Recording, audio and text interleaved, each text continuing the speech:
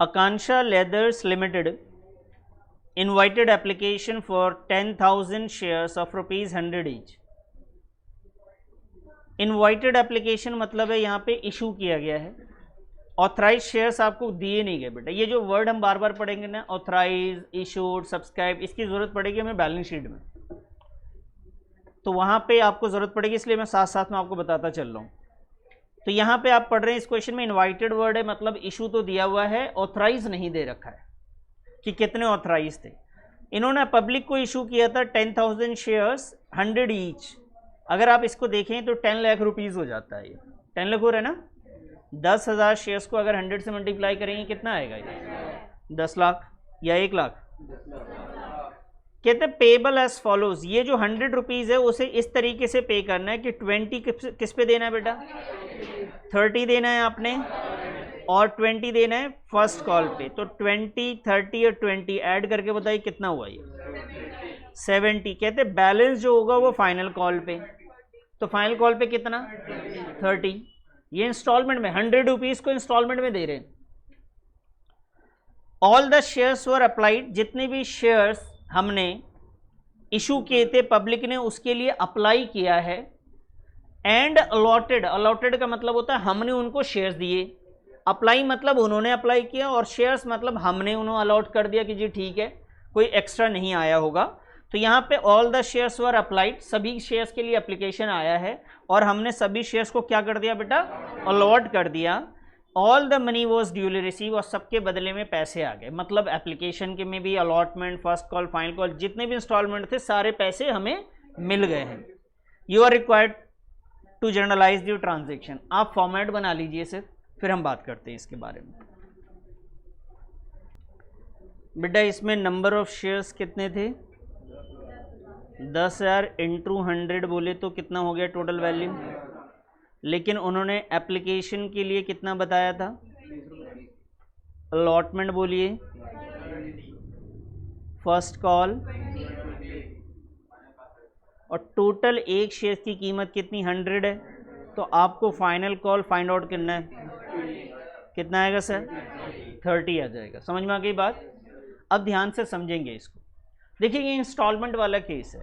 Instalment का case में क्या करना है आपको, इधर ध्यान देना बेटा, इधर ध्यान दो। पहले ये जो एप्लीकेशन आपका दिख रहा है ना, एप्लीकेशन में 2 एंट्रीज होंगी। कितनी एंट्रीज होंगी sir?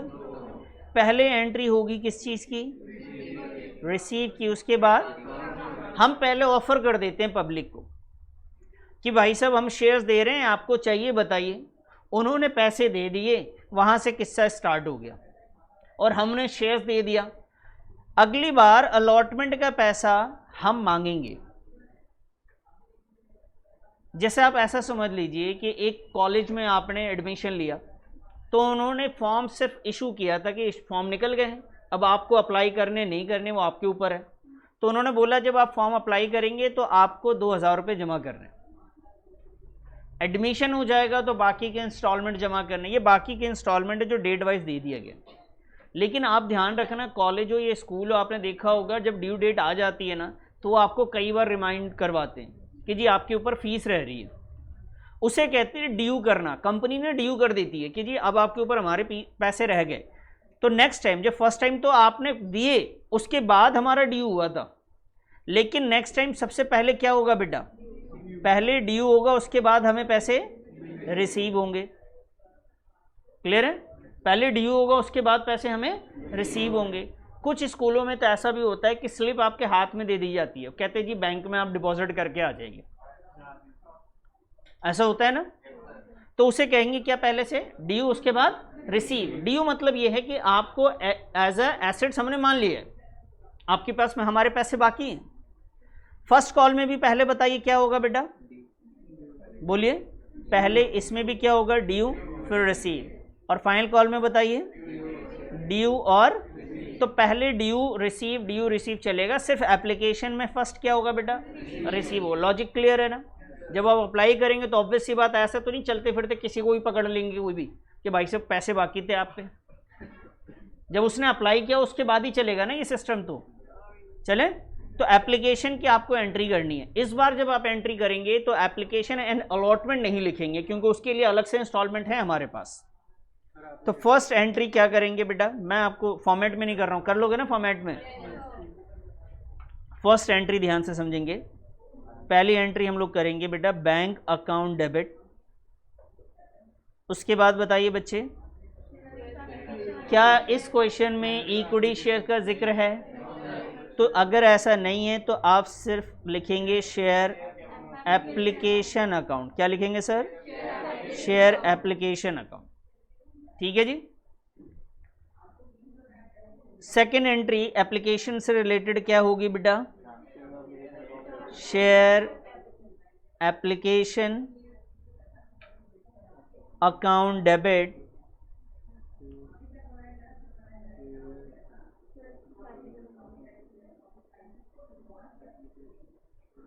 To share capital account. ये एंट्री पहले बताओ मेरे को, ये क्लियर है सभी को? सही है। Bank account debit to share application account, share application account debit to share capital account. Value की बात करेंगे पहले। इधर देखो बेटा, पहले टोटल नंबर ऑफ शेयर्स कितने थे?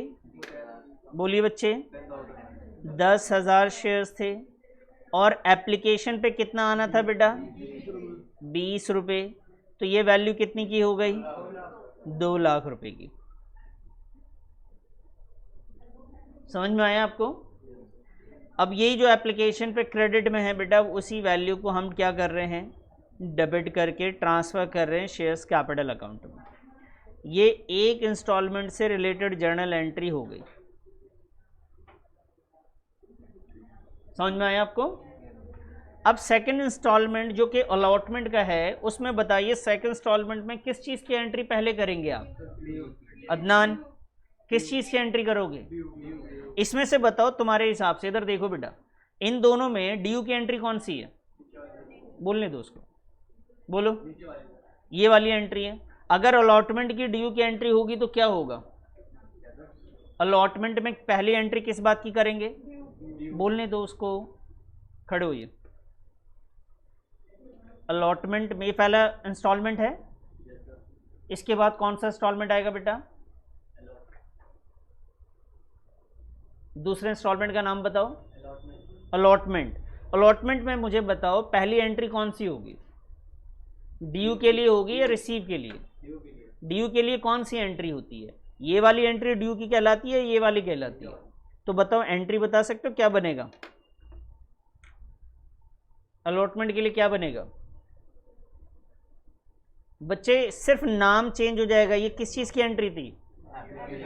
तो इसकी जगह पे अलॉटमेंट हो जाएगा बस। बोल के देखो, बताओ ज़रा। Share allotment account debit to share capital account, ये ड्यू की एंट्री हो गई। अब बताओ अलॉटमेंट रिसीव की एंट्री बोलो तो?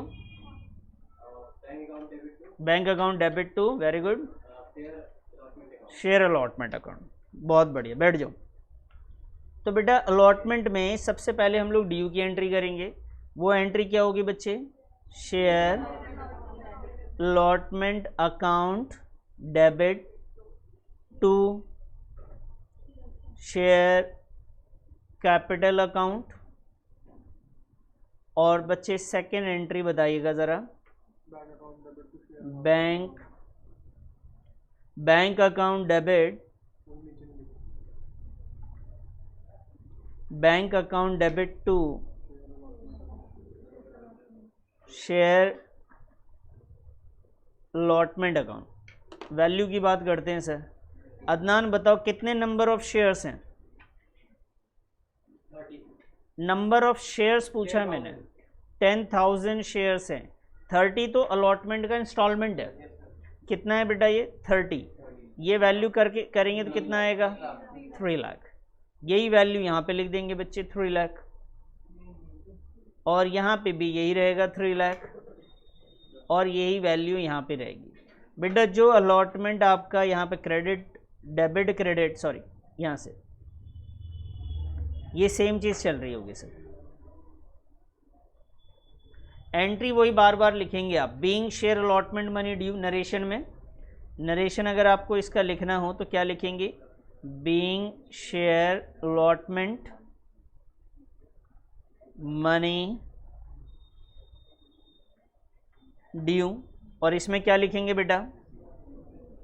being share allotment money receive. समझ में आ गई बात? बैठ जाइए बेटा आप। उसके बाद किसके इंस्टॉलमेंट की एंट्री होगी बेटा?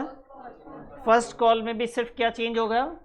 नाम चेंज हो जाएगा। ड्यू की एंट्री और रिसीव की एंट्री ही करनी है। कर सकते हैं? चलिए करिए तो बेटा ज़रा।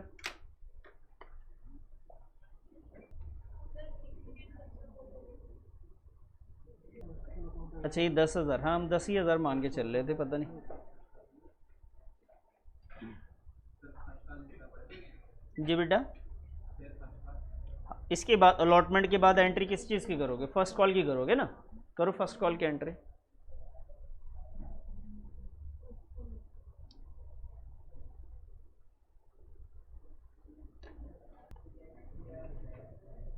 बताइए फर्स्ट कॉल की ड्यू की एंट्री ना?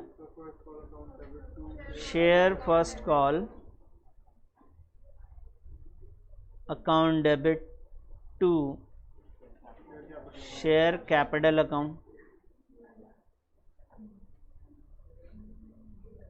ठीक है सर। और उसके बाद रिसीव की एंट्री करेंगे बेटा। बताइए bank account debit to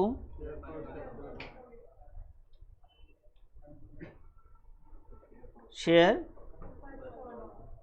first call account. ये वैल्यू बेटा, ये 10,000 शेयर्स। फर्स्ट कॉल कितने का था बच्चे? 20 ना? तो ये आ गया जी 2 लाख रुपीज़। यहाँ पे भी कितना लिख देंगे आप? और ये वैल्यू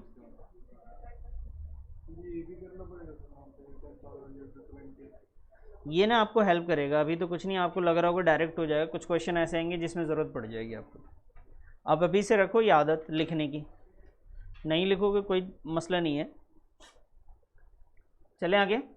अब इसके बाद किस चीज़ की एंट्री करेंगे? फाइनल कॉल की।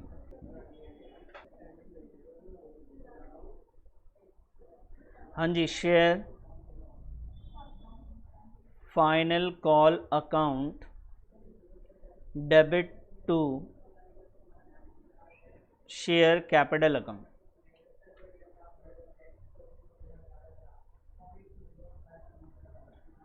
और इसकी रिसीव की एंट्री करेंगे हम लोग। Bank account debit share final call account. Value की बात करते हैं तो ये था बेटा 10,000 इंटू का 30, तो कितना आएगा ये? 3 लाख।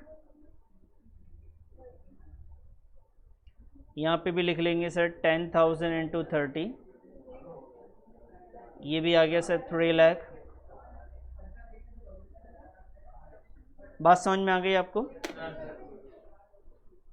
ये क्लियर हो गया कि पहले रिसीव की एंट्री, एप्लीकेशन में तो रिसीव की एंट्री हो रही है, लेकिन वहीं पे अलॉटमेंट में, फर्स्ट कॉल में, फाइनल कॉल में रिसीव की एंट्री नहीं हो रही है। वहाँ पे किस चीज़ की हो रही है? ड्यू की हो रही है।